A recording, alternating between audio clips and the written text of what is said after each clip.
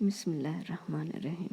سورہ طلاق آیت نمبر 8 سے 10 میں اللہ پاک فرماتا ہے، اور بہت سی بستیوں کے رہنے والوں نے اپنے پروردگار اور اس کے پیغمبروں کے احکام سے سرکشی کی تو ہم نے ان کو سخت حساب میں پکڑ لیا اور ان پر ایسا عذاب نازل کیا جو نہ دیکھا تھا نہ سنا، سو انہوں نے اپنے کاموں کی سزا کا مزہ چکھ لیا اور ان کا انجام نقصان ہی تو تھا۔